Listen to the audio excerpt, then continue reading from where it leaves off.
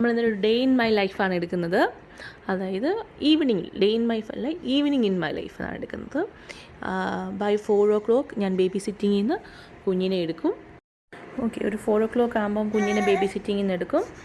വീട്ടിൽ വന്നിട്ട് കുഞ്ഞിൻ്റെ പാലെടുക്കും. ഞാൻ ബ്രസ്റ്റ് ഫീഡിങ് ഉണ്ട്, എന്നാലും എനിക്ക് പാല് കുറവാണ്. അതുകൊണ്ട് അപ്താമിൽ അഡ്വാൻസ് ആണ് ഇപ്പോൾ യൂസ് ചെയ്യുന്നത്. പ്ലസ് ഡോക്ടർ ബ്രൗൺസിൻ്റെ നമ്മുടെ ഗ്ലാസ് ബോട്ടിലാണ്, PPA ഫ്രീ ഗ്ലാസ് ബോട്ടിലാണ് യൂസ് ചെയ്യുന്നത്.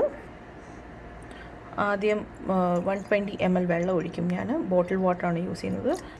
ഞാൻ വന്ന ഉടനെ ചെയ്യുന്ന വേറൊരു കാര്യം, ഞാൻ അരി വെള്ളത്തിൽ കുതിരാനിടും, വൈകിട്ടത്തേക്ക് ഉണ്ടാക്കാനാണ്. അപ്പോൾ ഞാൻ ഒരു 6-7 മണി ഉണ്ടാക്കുമ്പോഴത്തേക്ക് കുറച്ച് കുതിർന്ന് കിട്ടുന്നതുകൊണ്ട് പെട്ടെന്ന് തന്നെ നമുക്ക് വേവിച്ചെടുക്കാൻ പറ്റും. അടുത്തത് കുഞ്ഞിൻ്റെ ബോട്ടിൽ ചൂടാക്കാനുള്ള വെള്ളം വെക്കും. ഓക്കെ, പിന്നെ വൈകിട്ടത്തേക്ക് എടുക്കാനുള്ള കൊഞ്ച് ഞാൻ ഫ്രഷ് ഫ്രോസൺ ഷ്രിംപ്സാണ്. അത് ഞാൻ വെള്ളത്തിലിട്ടു. എന്നിട്ട് കുഞ്ഞിനെ കൈ പിടിച്ചുകൊണ്ടാണ് ചെയ്യുന്നത്, കാരണം ആരുമില്ല വീട്ടിൽ. ഹസ്ബൻഡ് ഡ്യൂട്ടി കഴിഞ്ഞ് വരാൻ കുറച്ചുകൂടെ ലേറ്റാവും. സോ ഞങ്ങൾ രണ്ടും കൂടാണ് കിച്ചണിൽ നിൽക്കുന്നത്. അവന് കയ്യിൽ നിന്ന് താഴെ ഇരുന്ന് കരയാൻ തുടങ്ങും. അതുകൊണ്ട് കൈ പിടിച്ചുകൊണ്ടാണ് എല്ലാം ചെയ്യുന്നത്. കുഞ്ഞുമണി പാല് കുടിക്കുകയാണ്. അവൻ 1 സ്ട്രെച്ചിൽ 120 to 150 ml ഓഫ് പാല് കുടിക്കും. ഇപ്പോൾ 3 months ആയി. അപ്പം എവറി 2.5 hours ആണ് ഫീഡ്. ഒരു കൊഞ്ച് കറി വെക്കാൻ പോവാണ്. അതിന് വേണ്ടിയിട്ട് ഒരു 1/2 തക്കാളി, കുറച്ച് സവാള അരിഞ്ഞത്, കൊച്ചുള്ളി അരിഞ്ഞത്, പച്ചമുളക്, ഗാർലിക് ചെറുതായിട്ട് അരിഞ്ഞത്, പിന്നെ ഒരു 1/2 കിലോ കൊഞ്ച്. ഇത് ഫ്രോസൺ കൊഞ്ച്, പീൽഡ് ആൻഡ് ക്ലീൻഡാണ്, വലിയ പണിയില്ല. പിന്നെ ജിഞ്ചർ ഗാർലിക് പേസ്റ്റ്. അതിനകത്തോട്ട് കൊച്ചുള്ളി, സവാള, ജിഞ്ചർ ഗാർലിക് പേസ്റ്റ്, ഉലുവ, കടുക് എല്ലാം കൂടി ഇട്ടിട്ട് നല്ലതുപോലെ വഴറ്റുക. ഉപ്പ് ഇട്ടിട്ട് വഴറ്റുക. ഇച്ചിരി ഫിഷ് മസാല ഇട്ടുണ്ട്. ഫിഷ് മസാല നാട്ടിൽ നിന്ന് കൊണ്ടുവന്ന മുളക് പൊടി പൊടിച്ചത്, കുറച്ച് മഞ്ഞൾപ്പൊടി, ഇച്ചിരി പുളിവെള്ളത്തിലോട്ട് മിക്സ് ചെയ്യും. പുളിവെള്ളം വേണമെന്നില്ല, നമ്മൾ സാധാ വെള്ളമായാലും മതി. പുളിവെള്ളം ഉള്ളതുകൊണ്ട് മിക്സ് ചെയ്ത് ഒരു പേസ്റ്റാക്കി.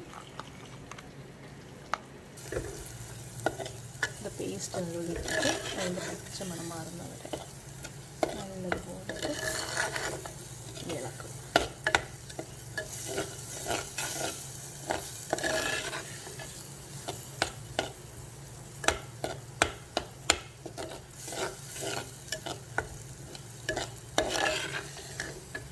എണ്ണയ്ക്കകത്ത് കിടന്ന് ഇപ്പോൾ നാട്ടിൽ നിന്നൊന്ന് പുളിയാണ്. എൻ്റെ പുളിയൊന്നും അറിയത്തില്ല. എന്നൊരു 4-5 ചെറിയ പീസ് എടുത്തിട്ടുണ്ട്.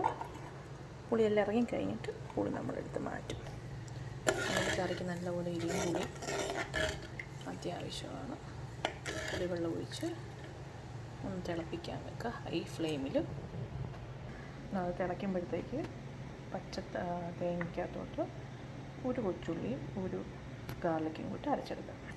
ഈ ഒരു കൺസിസ്റ്റൻസിൽ അരഞ്ഞ് വന്ന തേങ്ങ നമുക്ക് ഇതിനകത്തോട്ട് ഇടാം.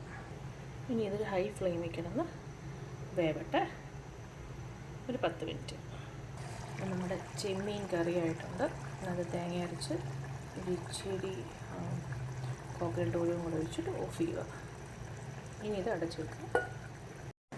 ഓക്കെ, ആ സമയം കൊണ്ട് ചെമ്മീനൊക്കെ ആവുന്ന സമയം കൊണ്ട് ഞാൻ കുക്കുംബറും വെള്ളരിയും ടൊമാറ്റോയും ഒരു തേങ്ങ അരച്ച കറിക്ക്, കാരണം എൻ്റെ ഹസ്ബൻഡിന് കറി നിർബന്ധമാണ്, തേങ്ങ അരച്ച കറിക്ക് വേണ്ടിയിട്ട് തിളപ്പിക്കാൻ വെച്ചു.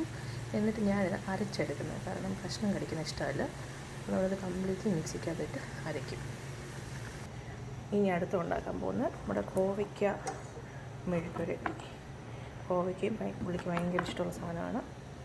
ഇത് നാട്ടിൽ നമുക്ക് ഫ്രീ ആയിട്ട് കിട്ടുന്നതായിരുന്നു. ഇപ്പോൾ പൊന്നും വില കൊടുത്തിട്ടാണ് കോവയ്ക്ക വാങ്ങിക്കുന്നത്. ഇത് നമ്മൾ ജാഫർ ഇടുക്കിയുടെ റെസിപ്പി ഉണ്ടല്ലോ, നീളത്തിൽ മുറിച്ച് കുറച്ച് നേരം ഒന്ന് ഉണങ്ങാൻ വെച്ചിട്ട് പുരട്ടി ഉണങ്ങാൻ വെച്ചിട്ട് ഫ്രൈ ചെയ്തെടുക്കും. പിന്നെ ഞാൻ ചെയ്യുന്ന കാര്യം, ചോറ് ഞാൻ തിളപ്പിച്ചിട്ട് അടച്ച് വെച്ചിട്ട് മേ ബി രാത്രി ഊറ്റും, അല്ലെങ്കിൽ രാവിലത്തേക്ക്. അപ്പോൾ ഇത് ഹാഫ് ബോയിലായിട്ട് ഇരിക്കുന്നതുകൊണ്ട് നമുക്ക് ഗ്യാസ് ലാഭിക്കാം. എന്തായാലും രാവിലത്തേക്ക് ചോറ് എടുക്കുന്നുള്ളൂ. മേ ബി ഞാനൊരു 10-12 മണിയാകുമ്പം ടിഫിൻ ബോക്സ് രാത്രി തന്നെ പാക്ക്. പിന്നെ ഇവിടെ ഭയങ്കര ചൂടാണ്, അപ്പം ഞാൻ ഇനി ഒരു ജ്യൂസ് കുടിച്ചിട്ട് ബാക്കി പണി കണ്ടിന്യൂ ചെയ്യാമെന്ന് വെച്ചു. ഇതിവിടെ 10 രൂപയെന്തോ വാങ്ങിച്ചാണ്, സീസണിന് പോലെ മാംഗോ ആൻഡ് ഫ്രൂട്ട് മിക്സ് നെക്റ്റർ. അതിൻ്റെ കൂടെ ഞാൻ നമ്മുടെ സോഡയാണ് ഉപയോഗിക്കുന്നത്. ബാക്കിൽ ഒരു സിനിമ ഞാൻ റൺ ചെയ്തുകൊണ്ടിരിക്കും. അതോടെ ഞാൻ ഇതൊഴിക്കുന്നത്. പിന്നെ ഇങ്ങനത്തെ ഗ്ലാസ്സിൽ രാജകീയമായ ഗ്ലാസ്സിലാണ് കുടിക്കുന്നത്. ഇതെൻ്റെ ഗ്ലാസ്, ഇത് അച്ചായൻ്റെ ഗ്ലാസ്. അച്ചായൻ്റെ അല്ല, മോൻ്റെ ഗ്ലാസ്സാണ്. മോനില്ലാത്തതുകൊണ്ട് അച്ചായന് 2 ഗോൾഡൻ ഗ്ലാസ്സിലാണ് നമ്മുടെ ഗോൾഡൻ ഡ്രിങ്ക് കുടിക്കുന്നത്. അധികം പാത്രം ഉപയോഗിച്ചാൽ അത് തിളപ്പിച്ച് അല്ല വേവിച്ച പാത്രത്തിലോട്ട് തന്നെ കടുക് ഇറക്കുക. എണ്ണ ഒഴിച്ച് ഇവിടെ കോണിക്ക റെഡിയാവുന്നു. കോണിക്ക റെഡിയാക്കി വെച്ച് ചോറ് വെക്കുന്നുണ്ടായിരിക്കും. അറിയാവുന്നതുകൊണ്ട് ചോറും പോട്ടില്ല. കടുക് ഇറച്ചത് വറ്റൽമുളക് വാങ്ങിച്ചിട്ടില്ല, ഇത് നാളെ വാങ്ങിക്കണം. അതുകൊണ്ട് ഇത് മാത്രമേ ഉള്ളൂ. പാത്രം അപ്പം കഴുകുന്നതുകൊണ്ട് കുറച്ച് പാത്രമേ ഉള്ളൂ. ഇതെല്ലാം ഇനി കഴുകണം. ചൂട് തിളപ്പിച്ചിട്ട് അങ്ങ് വിളമ്പി വെക്കാമെന്ന് വെച്ചു. അത് സമയം കളയണ്ടല്ലോ. അപ്പോൾ അതും റെഡിയാവുന്നു. മീൻ മുളകിട്ടത്, കോവയ്ക്ക മെഴുക്ക് പുരട്ടി, വെള്ളരിക്കയും തക്കാളിയും കറി.